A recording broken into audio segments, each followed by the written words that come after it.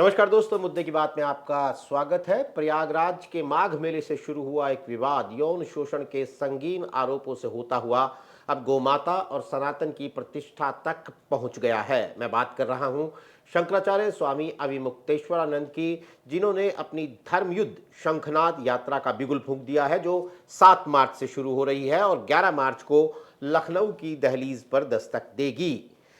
इस पूरे घटनाक्रम का एक दिलचस्प पहलू है, ये यात्रा तो है ही अपनी जगह, लेकिन एक दिलचस्प पहलू है, वो है उत्तर प्रदेश सरकार के भीतर का एक विरोधाभास। एक तरफ योगी आदित्यनाथ के, सीएम के कड़े तेवर हैं इस पूरे मसले पर, और दूसरी तरफ डेप्यूटी सीएम केशव प्रसाद मौर्य और ब्रजेश पाठक के नरम सुर हमें दिखाई देते हैं। अखिलेश यादव भाजपा हटाओ सनातन बचाओ के नैरेटिव दे रहे हैं, मायावती ब्राह्मण कार्ड के साथ अपनी एक पॉलिटिक्स कर रही हैं। कुल मिलाकर 2027 के विधानसभा चुनाव से पहले क्या ये पूरा मामला यूपी के हिंदुत्व वाली राजनीति को कोई नया मोड़ दे सकता है या दे रहा है? इस पर बात करने के लिए हमारे साथ मौजूद हैं वरिष्ठ पत्रकार और राजनीतिक विश्लेषक विजय उपाध्याय। विजय जी, सबसे पहले तो ये बताइए, मैं जब ये प्रोग्राम की तैयारी कर रहा था तो कुछ लोगों से मैंने कहा कि यात्रा शुरू हो रही है शंकराचार्य अविमुक्तेश्वरानंद की, तो रिएक्शन था कि अरे भाई, वो तो उनके वकील तो अपनी अग्रिम जमानत के लिए कोर्ट के चक्कर लगा रहे हैं, तो ये कौन सी यात्रा शुरू हो रही है, जबकि ये पहले से है। तो पहले तो हमारे दर्शकों के लिए बता दीजिए कि यात्रा क्या है और इसका मकसद क्या है। देखिए, ये यात्रा इन्होंने पिछले दिनों घोषित, जब टकराव बहुत पे था कि मैं वाराणसी से लखनऊ तक, वो भी नैमिषारण्य नाव से घूमते हुए पीछे से नैमिषारण्य होते हुए, यानी सीतापुर 100 किलोमीटर आगे लखनऊ से जाके फिर वापस लखनऊ आना है उन्हें। तो और इनका जो एजेंडा है, जाहिर माता को राज्य माता का दर्जा देने की मांग है, बीफ एक्सपोर्ट पूरी तरीके से बैन करने की बात है। अब इसमें एक बड़ी पेचीदगी है, ये जो अंग्रेजी का बीफ है ये कंफ्यूजिंग है। ये भैंसे का है कि गाय का है, क्योंकि अंग्रेजी तो कई कंफ्यूज करते हैं। बीफ का मतलब सिर्फ गाय है, ऐसा नहीं है। बीफ का मतलब जो भैंसा है उसका उसके मांस की भी, उसका भी अंग्रेजी मतलब होता है। तो गाय का तो 1955 से प्रतिबंध है उत्तर प्रदेश में, गाय नहीं काटी जा सकती है। गाय के एक गो संरक्षण अधिनियम 1955 में ही आ गया था उत्तर प्रदेश में। तो शायद शंकराचार्य जी को इसकी जानकारी है कि नहीं, मैं नहीं कह सकता, लेकिन 1955 में ही एक्ट उत्तर प्रदेश में है और लंबे समय से लागू होने के कारण, और कहीं भी किसी भी स्लॉटर हाउस में गाय वाला बीफ नहीं है। हाँ, चोरी से कोई काट ले, कोई कर ले, जो इस्लाम को मानने वाले हैं वो अलग बात है, और करते भी हैं, इस तरह की रिपोर्ट्स आती रहती हैं। लेकिन किसी स्लॉटर हाउस में गाय से संबंधित, गोवंश से संबंधित कोई भी जानवर नहीं काटा जाता। तो एक्ट है उत्तर प्रदेश में। तो जो वो मांग कर रहे हैं, एक मांग तो उनकी 1955 से पूरी है। उस समय तो नेहरू जी की केंद्र में सरकार थी, देश में शायद गोविंद बल्लभ पंत जी मुख्यमंत्री थे, तो वो तो उस समय से ही लागू है। दूसरी बात, गाय माता को राजमाता का दर्जा, ये बड़ा पेचीदा सब्जेक्ट है, और इसको लेके अगर किसानों से बात करेंगे तो वो खुद ही इस समय परेशान है कि भाजपा सरकार में गोवंश की तस्करी कम हो गई है, तो खेतों में जानवर ज्यादा जा रहे हैं। हाईवेज पे खुद समाजवादी पार्टी के अध्यक्ष अखिलेश यादव बार सांड समाचार भी वो बीच में डालते रहते थे सोशल मीडिया पे कि कहीं कहीं इनका जो सांड का उत्पाद, सांड मतलब जो ऐसा छोटा जानवर गाय का जुड़ा होता है, वो बड़ा सांड हो जाता है अगर वो बैल नहीं बनाया गया। तो ये एक कंफ्यूजन है, एक विरोधाभास है। जो बात आपने कही वो विरोधाभास कई स्तर पे दिखाई दे रहा है, लेकिन कुल मिलाकर ये है कि एक तरफ योगी आदित्यनाथ जी हैं, एक तरफ रामभद्राचार्य जी हैं, और बीच में अब शंकराचार्य अविमुक्तेश्वरानंद हैं। शंकराचार्य मैं इसलिए कह रहा हूं कि उनको 2 पीठों से उनका पटाभिषेक करके उनको शंकराचार्य घोषित किया गया था। 4 पीठें हैं आदि शंकराचार्य जी के द्वारा। तो इसलिए शंकराचार्य जी, उनको मैं भी कह रहा हूं और मैं मानता हूं शंकराचार्य हैं, क्योंकि 2 पीठ ने उन्हें मान लिया है। जी। तो अब शंकराचार्य इस मुद्दे को, थोड़ा पॉलिटिकल मुद्दा भी उनका है, क्योंकि उनको अपोजिशन से जिस तरह का सपोर्ट है, और जब वो क्राइसिस में थे, जब उनको बहुत दिक्कत थी प्रयागराज की घटना के बाद, तो एक इकोसिस्टम उनके सपोर्ट में आ गया। उसमें कांग्रेस के लोग थे, समाजवादी पार्टी के लोग थे, और इस सपोर्ट सिस्टम को कहीं ना कहीं उसको वो एंजॉय करते हुए नजर आ रहे हैं, और शायद उनकी यात्रा का मकसद भी यही है। और आमतौर पे देखिए, भारतीय जो संत परंपरा है, दुर्वासा भी हमारे एक ऋषि हैं जो सबको श्राप देते फिरते जरा जरा सी बात पे, तो हमारे यहाँ दुर्वासा की भी परंपरा है, चारवाक की भी परंपरा है। तो अब शंकराचार्य जी को लग रहा है कि थोड़ी राजनीति भी हो जाए तो कोई बुरा नहीं है। तो मुझे लगता है कि इसमें एक राजनीति भी छिपी हुई है, धर्म भी छिपा हुआ है, और एक अहम भी है कि आपने मेरे ऊपर चोट की, हम आप पे चोट पहुंचाएंगे, जो किसी भी संत या शंकराचार्य के लिए उचित नहीं है। शास्त्रों के हिसाब से ये अनुचित माना जाता है। तो मैं ऐसा समझता हूं कि यात्रा वो कर रहे हैं, उन्होंने सोच समझ के अपना फैसला लिया होगा, लेकिन इस तरह की यात्रा करने का शंकराचार्य की परंपरा नहीं है। लेकिन आपने कहा है कांग्रेस पार्टी का या समाजवादी पार्टी का सपोर्ट सिस्टम तो केशव मौर्य का भी है, जो उन्हें भगवान बता रहे हैं कि भगवान का स्वागत किया जाएगा, लखनऊ आएंगे तो ब्रजेश पाठक बटुकों का सम्मान कर रहे हैं, वही बटुक जिनकी चुटिया खींच दी गई थी माघ मेले में। तो ये क्या खिचड़ी पक रही है? खाली विपक्ष की बात थोड़ी है, बीजेपी के अंदर भी इस तरह की एक सपोर्ट सिस्टम नजर आ रहा है शंकराचार्य अभिमुक्तेश्वरानंद के लिए।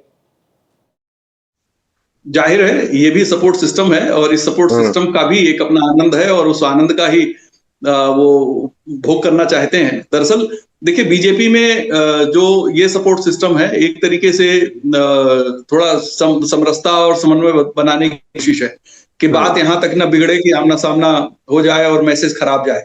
उत्तर प्रदेश में जिस तरीके से जनरल को लेके जो पॉलिटिकल सिस्टम में डिबेट चल रही है, उसका असर ओबीसी और एससी पे बहुत भयानक पड़ रहा है। ये बात शायद बीजेपी के लीडरशिप को भी समझ में नहीं आ रही है। उन्हें लग रहा है कि ये तो जनरल कास्ट में एक पर्टिकुलर जो ब्राह्मण कहा जाता है वो लोग नाराज हो रहे हैं, या उनमें इनकी नाराजगी को कोई मायने नहीं है। 1-2% तो नाराज रहते ही हैं। लेकिन मेरा ऐसा मानना है कि जो जनरल कास्ट की जो डिबेट है, इस डिबेट में कैटलिस्ट का रोल प्ले करके करेगा, और उसका इम्पैक्ट जाएगा ओबीसी पर और एससी पर। ओबीसी ने लोकसभा चुनाव में जिस तरीके से बीजेपी के से अलग हटकर समाजवादी पार्टी का साथ दिया था, वो शायद इनको अभी ध्यान में नहीं है, या शायद इनको लगता है कि लोकसभा चुनाव में ऐसे ही हो गया, विधानसभा चुनाव में ऐसा नहीं होगा। तो मैं मानता हूं कि ये गलत एनालिसिस है। टकराव उचित नहीं है किसी भी स्तर पर। और जब आप एक हिंदुत्व सम्राट और कई ऐसे में एकता की बात है, तो ये तो एकता के खिलाफ है, और इस टकराव को अगर सरकार की तरफ से रोका जा सकता था तो उनको कोशिश करनी चाहिए थी, उन्होंने नहीं किया। तो ये चुनौती है। मुझे लगता है कि इनके अभियान से शंकराचार्य के सारा फोकस एक खास पर्टिकुलर कास्ट पे आके टिकता है, जिसका रिएक्शन दूसरी जगह हो रहा है। यहाँ जो इसका इम्पैक्ट है वो मतलब आप क्या कह रहे हैं? आप क्या कह रहे हैं? नहीं, आप क्या कह रहे हैं कि एंटी कंसोलिडेशन होगा क्या? मतलब बीजेपी ब्राह्मण यहां पर नजर आएगा कि ब्राह्मणों को लुभा रही है? हाँ, मतलब थोड़ी सी डिटेल इस पे आपसे चाहूंगा। हाँ, मैं क्लियर कर देता हूँ। देखिए, क्या होता है कि जब किसी पार्टी की सरकार होती है और सरकार में एक या दो जातियों की बात ज्यादा होती है, तो बाकी जातियां अपने को उपेक्षित महसूस करती हैं और वो कंसोलिडेट हो जाती हैं कहीं और के लिए। ये उदाहरण उत्तर प्रदेश में बसपा सरकार में भी आपको देखने को मिलेगा। 2003 से 7 में जो सपा की सरकार थी उसमें भी देखने को मिलेगा, और 12 से 17 में जो सपा की सरकार थी उसमें भी देखने को मिलेगा। बीजेपी सरकार इससे बची हुई थी, लेकिन इस पिछले 1-1.5 साल में ये बात ज्यादा है कि एक दो जातियों की बात बहुत ज्यादा हो रही है, और उसकी वजह से बाकी जातियां बेचैनी महसूस करती हैं। उन्हें लगता है कि आपस में नूरा कुश्ती लड़ रहे हैं और सत्ता का मजा दोनों मिलकर ले रहे हैं, और हमारा इसमें कोई क्योंकि देखिए होता क्या है कि टॉकिंग पॉइंट में जो चीज ज्यादा आ जाती है, लोगों का ध्यान उसी तरफ बार बार जाता है, और इसमें ये जो ब्राह्मण कम्युनिटी है, इस पे बार बार लोगों का पॉलिटिकल वजह से ध्यान जा रहा है। तो ये ध्यान जाना शायद ठीक नहीं है, और मुझे लगता है कि ये बीजेपी को गहराई तक प्रभावित कर देगा, और जो उनका जनाधार है उस पर असर पड़ेगा। आप शास्त्री भी समर्थन में आ गए हैं, वो भी एक क्राउड पुलर है। तो वो भी अब गौरक्षा के मामले में वाराणसी में उन्होंने कहा कि गौरक्षा के मामले में हम शंकराचार्य अभिमुक्तेश्वरानंद के साथ हैं। तो मतलब वही बात जो आप कह रहे हैं, मैं उसको एक अलग तरीके से कह रहा हूं कि सुर्खियां बनने वाली जो बात है वो लगातार बन रही है इस यात्रा से पहले और इस यात्रा के दौरान। ये बिल्कुल ठीक बात है। देखिए, ये यात्रा जैसे शुरू होगी ना, इसमें चर्चाएं होंगी, हर दिन अफवाहें फैलेंगी कि बस अगले माइल पर इनको अरेस्ट कर लिया जाएगा। तो इससे एक रिएक्शन क्रिएट होगा और लोग यही कहेंगे ठीक है 100 किलोमीटर आ गई तो क्या हुआ, लखनऊ में नहीं दाखिल हो पाएंगे, अरेस्ट हो जाएंगे। फिर हो सकता है कहीं पुलिस रोकने की कोशिश करे, फिर वो कुछ झूमा झटकी होगी, धक्का धुक्की होगी। अगर ऐसा हुआ तो इन सब चीजों का इम्पैक्ट क्या होगा, पॉलिटिकल इम्पैक्ट, खास तौर पे ये चुनावी वर्ष है। अभी नगर निगमों के चुनाव होने हैं, उसके बाद विधानसभा चुनाव होने हैं, लोकसभा चुनाव का रिजल्ट सामने है, जिसमें 75 सीट पे लड़के आप 33 सीट पे आ गए थे और 62 सीट लड़कर समाजवादी पार्टी 37 सीट जीत चुकी है। स्ट्राइक रेट में समाजवादी पार्टी बहुत आगे निकल गई लोकसभा चुनाव में। तो आपको एक संतुलित कदम उठाने चाहिए, लेकिन यहाँ टकराव सीधे आर पार की लड़ाई वाला है और दोनों तरफ से है। और मुझे लगता है कि बहुत अच्छे रणनीति के साथ शंकराचार्य अपने को आगे रखे हुए हैं और उनके पीछे वो दोनों दल हैं जो चाहते हैं कि 2027 में बीजेपी को हम उखाड़ फेंके। और ये अगर इन पार्टियों का जन समर्थन भी इनके साथ जुड़ा शंकराचार्य के साथ, तो स्थिति बहुत अलग दिखाई देगी इनकी यात्रा के दौरान। अखिलेश यादव ने एक दिन अपने एक्स अकाउंट पर लिखा, भाजपा हटाओ सनातन बचाओ, यही स्वामी अभिमुक्तेश्वरानंद से जोड़ते हुए।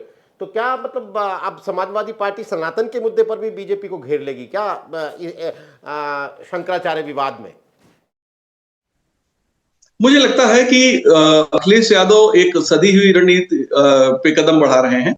देखिए, उन्होंने केदारेश्वर मंदिर का निर्माण किया और ये संदेश दे दिया कि सनातन धर्म में जो उनपे सबसे ज्यादा बीजेपी आरोप लगाती रही है, उससे उन्होंने अपने को मुक्त कर लिया और सनातन धर्म में अपने को जोड़ा उन्होंने। ठीक है, वो बांके बिहारी दर्शन करने नहीं जाते। ट्रेडिशनली माना जाता है कि यादव समाज के लोग भगवान कृष्ण के ही भक्त हैं, लेकिन उन्होंने भगवान शिव की आराधना के लिए मंदिर बनवाया है और एक खूबसूरत मंदिर उन्होंने वहां बनवाया है और एक साफ संदेश दे दिया है कि हमारा सनातन से कोई बैर नहीं है, मैं भी उतना ही सनातनी हूं जितना दूसरे लोग हैं। देखिए, ये एक उनकी एक इमेज रीबिल्ड करने की कोशिश है, एक बात ये। दूसरा, उनके दो चेहरे ऐसे थे उनके साथ जिनको लेकर भाजपा को हमेशा फायदा होता था। वो थे मुख्तार अंसारी और अतीक अहमद। भले ही वो अखिलेश के साथ हो या ना हो, लेकिन अब वो भी नहीं है, तो अखिलेश उससे भी मुक्त हो चुके हैं, आजम खां से भी मुक्त हो चुके हैं। तो एक तरीके से कहा जाए कि सनातन का विस्तार अगर अखिलेश के दायरे में भी आ गया है तो ये अलग बात नहीं होगी। दूसरा, अब मुक्तेश्वरानंद कहीं ना कहीं प्रतीक बनते नजर आ रहे हैं और बीजेपी के सामने ही अभी तक होता क्या था कि यादव मुस्लिम की सपा अब नहीं, अब हो जाएगा कि सनातन वाली सपा और सनातन वाली भाजपा। तो ये जो त्रिकोण बन रहा है, ये ज्यादा मुश्किल पैदा करने वाला है। बीजेपी की अच्छा कोई रणनीति होगी इस सब के अंदर? बीजेपी भी तो देख रही होगी, मतलब एक सीएम योगी आदित्यनाथ को लेकर कह देते हैं लोग कि नहीं, उनका स्टाइल ऑफ वर्किंग अलग है, उन्होंने जो तेवर दिखा, जो उन्होंने एक पोजीशन ले ली तो ले ली, लेकिन अब इस तरह की यात्रा हो रही है जिसका एक इम्पैक्ट भी आप देख रहे हैं, तो बीजेपी की भी तो कोई रणनीति होगी। बीजेपी के पास कोई मास्टर स्ट्रोक होगा। आप कैसे देखते हैं इसको बीजेपी के नजरिए से? देखिए, बीजेपी में दो लोग ऐसे हैं जिनसे आप उम्मीद कर सकते हैं कि अगर पार्टी चाहेगी तो वो मास्टर स्ट्रोक लगाने की कोशिश कर सकते हैं। उसमें केशव मौर्य और ब्रजेश पाठक। अगर इन दोनों को आगे करके बीजेपी कोई सुलह समझौते के रास्ते को तलाश करती है तो शायद संभव है, लेकिन मुझे लगता नहीं कि बीजेपी इस तरह के किसी प्रयास को अंजाम देगी, क्योंकि वो फिर मुख्यमंत्री के पैरेलल अपने को खड़ा करने की कोशिश नहीं करेगी। उत्तर प्रदेश में होगा वही जो मुख्यमंत्री जी चाहेंगे और उत्तर प्रदेश के जो नए प्रदेश अध्यक्ष हैं, अब तक के काम में उन्होंने कहीं ये नहीं जताया है कि उनकी कोई स्वतंत्र उनके विचार हैं पार्टी के संगठन को स्वतंत्र रूप से मजबूत करने के लिए उन्होंने कोई स्टेप्स लिए हों। एसआईआर के मुद्दे पे जिस तरीके से थोड़ा सा सरकार और संगठन में चीजें दिखाई दी, बाद में दोनों एक साथ बैठ के वही हुआ जो मुख्यमंत्री जी चाहते थे। तो अपर हैंड मुख्यमंत्री योगी आदित्यनाथ जी का है और कोई सुलह समझौते की बात बिना उनकी सहमति के हो ही नहीं सकती। और अगर वो सुलह के मूड में नहीं आएंगे तो कोई सुलह होगी नहीं और फिर टकराव ही होगा, और वो पॉलिटिकल टकराव होगा जिसमें सनातन एक टूल के तौर पे इस्तेमाल होगा। हालांकि क्लियर कर दिया कि ये पॉलिटिकल टकराव होगा, लेकिन जिस तरीके से अभी तक लखनऊ प्रशासन ने इजाजत नहीं दी है और आपने भी कहा कि इस तरह की बातें होती रहेंगी कि लखनऊ में घुस नहीं पाएंगे, ऐसी कोई नौबत आती हुई आप देखते हैं कि कोई शक्ति प्रदर्शन की नौबत आ जाएगी? क्या प्रशासन, क्या सरकार चाहेगी कि ऐसी कोई नौबत आए? ऐसा हो सकता है, जो प्रशासन नोटिस देकर शंकराचार्य होने पे सवाल खड़ा कर सकता है, जो प्रशासन उनको खाली करवाने का नोटिस दे सका, वो प्रशासन कुछ भी कर सकता है। देखिए प्रशासन में भी वो लोग बैठे हैं ना जो 2022 में अखिलेश जी के 4 विक्रमादित्य मार्ग और 5 विक्रमादित्य मार्ग के बंगलों को चुनाव से पहले ही तैयार करवा रहे थे। वो लोग वो बहुत करीब हैं सरकार के और बहुत महत्वपूर्ण पदों पे हैं। तो ऐसा मत समझिए, कई बार हिडन एजेंडे की एडवाइस बहुत घातक साबित होती है। अगर मुखिया जरा सा लापरवाह हो जाए तो और उसने अमल कर लिया हिडन एजेंडे की एडवाइस पे, तो पता लगता है कि उसका बहुत ज्यादा नुकसान हो जाता है। तो मुझे लगता है इस मामले में भी हिडन एजेंडे की एडवाइस ज्यादा सीएम तक पहुंचाई जा रही है। लोगों का शायद मकसद कुछ और हो सकता है, मेरा ये अंदाजा है, क्योंकि जिस तरीके से चीजें चल रही हैं ये कहीं से भी बीजेपी के लिए तो बिल्कुल शुभ नहीं है। हम्म। बीजेपी के अंदर एक अलग तरह का बिखराव भी दिखता है। हम ये विधायकों की, बीजेपी के विधायकों की बैठक से शुरू करते हैं, फिर एक यूजीसी का मसला आ जाता है, फिर हम इस बीच में बयान देखते हैं, साक्षी महाराज कुछ कह रहे हैं लोध कम्युनिटी को लेकर, बृजभूषण कह रहे हैं कि यूजीसी का मसला, जिस पर बीजेपी चुप है, उनके एक पूर्व सांसद कह रहे हैं कि ये तो जमीन तक बिखरा हुआ है।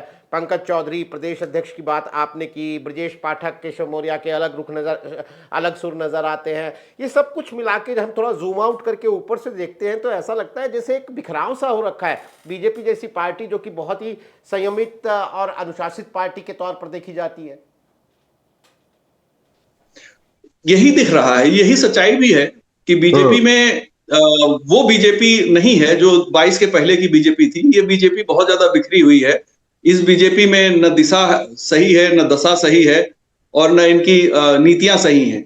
क्योंकि जो कास्ट आइडेंटिटी है जितनी ज्यादा उभर कर सामने आई है, इसने इसने सारे बीजेपी के जो फंडामेंटल्स हैं उनको डैमेज कर दिया है। बीजेपी भाई समरसता की बात, सबका साथ सबका विश्वास, कटेंगे तो बटेंगे तो कटेंगे, इन सारे जो इन्होंने जो पैरामीटर बनाए थे वो तो कहीं दिखाई नहीं दे रहे हैं। जैसे पंकज चौधरी अध्यक्ष बने दिए हुआ कुर्मियों के लिए बनाए गए, फिर निषाद पार्टी है इसलिए सपोर्ट लिया है कि निषादों का, राजभर को इसलिए लिया है कि राजभर का, हर कास्ट का लीडर अगर अपनी कास्ट की बात कर रहा है तो इसका मतलब बीजेपी में बिखराव बहुत ज्यादा गहराई तक पहुंच गया है। और जब कास्ट के लीडर अपने कास्ट को लेकर बात करते हैं, अपनी जाति को लेकर बात करते हैं, तो और ज्यादा दिक्कत होती है। तो जहां लोग चुप कहां हैं, आप देखिए इस तरह की बहस समाजवादी पार्टी में नहीं है, इस तरह की बहस सिर्फ बीजेपी में है। दोनों में आप देख लीजिए कि लोकसभा चुनाव में 37 सीट जीतने के बावजूद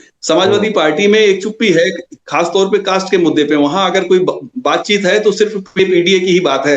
अब पीडीए में ए में अगड़ा भी है, ए में औरत भी है, ए में कई चीजें शामिल कर लेते हैं। तो दूसरी तरफ एक ऐसी स्थिति है जहां चीजें बिगड़ रही हैं, संभालने वाला कोई नहीं है, और कोई बोलने को तैयार नहीं है कि आखिर इस बिगड़ाव के पीछे या इस टकराव के पीछे मिलना क्या है।